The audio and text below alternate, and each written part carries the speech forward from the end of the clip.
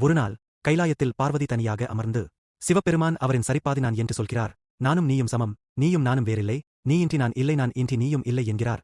அது உண்மையா? உண்மை என்றால் உண்மையில் யார் அவர், நான் யார் என்று சிந்தனை செய்து கொண்டிருந்தாள். இந்த கேள்விக்குப் பதில் கிடைத்தே தீர வேண்டும் என்று ஆவலுடன் பார்வதி சாதாரண பெண் உருவில் பூமிக்கு பயணம் சென்றாள். பூமியில் அவள் முன் 3 சோதனைகள் நிகழ்கிறது. முதலில் ஒரு சாமியார் சிவபெருமானை திட்டிக் கொண்டு இருக்கிறார். ஆனால் அவர் செய்யும் சில செயல்களை இரக்கத்தோடு செய்கிறார். இரக்கம் கொண்ட அவரின் கண்களில் பார்வதி தேவி சிவனை பார்க்கிறாள். அவள் மனதிற்குள் இவர் சிவனை நம்பவில்லை, ஆனால் சிவபெருமான் இவரையும் விட்டுவைக்கவில்லை என்று நினைத்தால். இரண்டாவதாக ஒரு ஏழை சிறுவன் தெய்வமே இந்த உலகில் இல்லை என்று கூச்சலிடுகிறான். ஆனால் அதே சிறுவன் ஒரு குழந்தை கீழே விழும்போது வேகமாக சென்று தாய்போல் தாங்கிக் கொள்கிறான். இதை பார்த்த பார்வதி அவன் வார்த்தையில் தெய்வம் இல்லை என்றாலும் அவனுள் அன்பு இருக்கிறது, அந்த அன்புதான் சிவன் என்று நினைத்தாள்.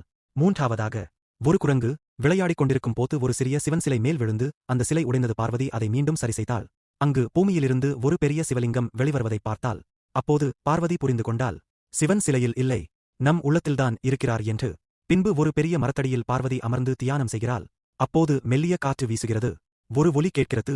பார்வதி கண் திறக்க அவள் முன் சிவபெருமான் நின்று கொண்டிருந்தார். அவர், பார்வதி, நான் எல்லா இடத்திலும் இருக்கிறேன், ஆனால் நீ என்னை உணரும்போதுதான் நான் முழுமையாகிறேன் என்றார்.